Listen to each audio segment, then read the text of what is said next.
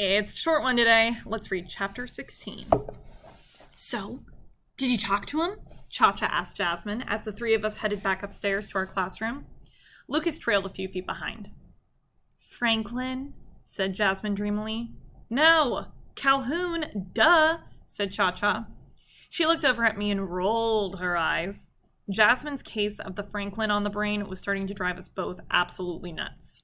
Oh, right, Jasmine replied, tucking a strand of her dark hair behind her ear. Yeah. So, what'd he say? He's interested, especially when I told him that my brother was sure to try for one of the prizes too. Jasmine had told us even though they're best friends, her brother and Calhoun are super competitive. The worm is on the hook, crowed Cha-Cha. Now all we have to do is get the worm to the bookstore where we would unleash the second part of our plan. The four of us were hoping to cut a deal with Calhoun. Private dance lessons with Cha-Cha and a shot at winning one of the prizes in exchange for getting us into the college library. Would he go for it? Would he even stay put long enough for us to listen to our offer? Calhoun was bound to be mad when he found out that we tricked him. Lucas had bravely volunteered as bait for our trap. Jasmine's job was to cut Calhoun out of the herd after school, which mostly meant separating him from Scooter. Cha-Cha and Lucas and I would run on ahead to Main Street, where I'd make sure the coast was clear at the bookstore while Cha-Cha covered the door. Lucas would wait outside, hiding behind the mailbox in front of Lou's Diner with an arsenal of snowballs. Calhoun always walked down Main Street to get home, and we figured once Lucas stepped out and fired off a snowball at him, Calhoun wouldn't be able to resist chasing him down. It was like dangling a red scarf in front of a bull. At least, we hope so. If everything went as planned, Lucas would duck inside the bookstore, Calhoun would come in after him just like he and Scooter did before, and bingo, we'd have him cornered. Easy peasy lemon squeezy, right? Of course, there was a risk that Calhoun would break. Lucas into tiny pieces when he found out that we tricked him, but probably not with Aunt True on site to back up. First, though, I had to get through math. Pop quiz, Miss Ivy announced, and we took our seats and everybody groaned. I glanced down at the sheet of paper she set in front of me.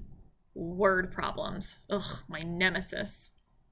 When you're finished, I'd like you to swap your test with the person next to you, and then we'll grade them together, said Miss Ivy. 10 minutes later, our time was up. I handed my quiz to Cha-Cha, and she gave me hers. Our teacher put the answer to the first problem on the board. Dang, Cha-Cha got it right, but I didn't. A lot of my other answers were correct, though, which gave me hope that the end result would be enough to convince my father to let me try out for the swim team. Final score, 76%. Much better, truly, said Miss Ivy, patting me on the shoulder as she came by to collect our papers. Looks like that tutoring's paying off. I smiled at her. Out of the corner of my eye, I saw Scooter slouch down in his seat at the back of the room. He didn't look too happy with his grade.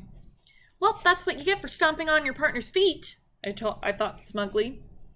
After class, I went to my locker to get a jacket, and I texted the quiz results to my father. Only 24% more to go to get to 100, he texted back. I looked at his message, deflated. Lieutenant Colonel Jericho T. Lovejoy was not easy to please. Are you ready? Cha-Cha whispered, nodding towards Jasmine and Scooter, who were over by their locks arguing. Mom didn't say anything this morning about another orthodontist appointment, Scooter protested. You weren't listening, that's all, Jasmine told him. She's meeting you in the parking lot in 10 minutes, and she's not going to be happy if you're not a no-show. Scooter's shoulders slumped.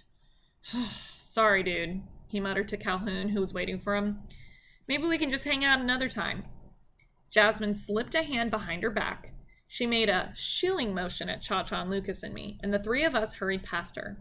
Mrs. Sanchez was nowhere near School Street, but Scooter didn't know that, and by the time he found out, we'd be long gone. Outside, it was snowing yet again. My friends and I jogged through the flurries toward town, and 5 minutes later, we were in place. Don't let your mother see you, I warned Lucas, who was crouched down between the mailbox and the curb outside the diner. Cha-Cha is right over there by the door in case anything goes wrong. She's got your 6. My what? Sorry, it's military speak. She's got your back. I trotted over to Cha-Cha. Any sign of Calhoun? Nope. Okay, keep your eyes peeled. I doubled back and made a brief stop at the diner and then ducked into the bookstore. Now that inventory was finished, Lovejoy's Books was officially open again. But business wasn't exactly bustling. The only one inside the bookshop was Aunt True.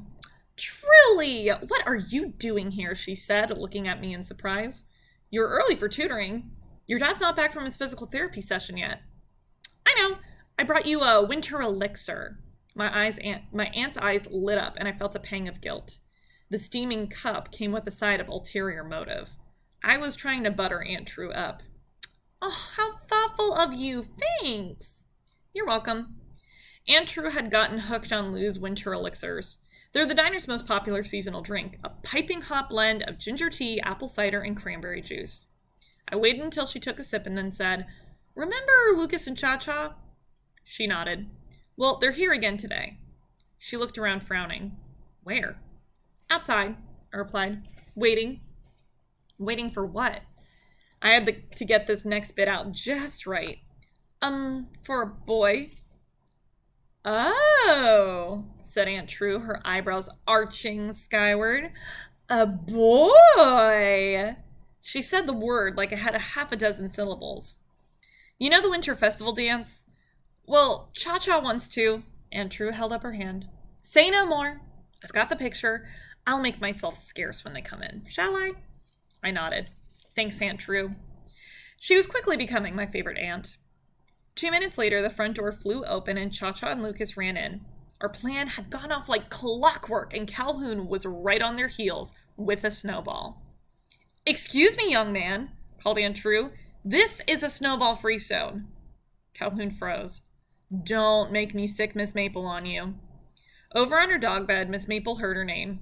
The snoring woofled to a stop, and she cracked open an eye, sizing up the situation. Fortunately, Calhoun wasn't familiar with my aunt's sense of humor or with Miss Maple. He eyed the dog warily and then dropped his arm.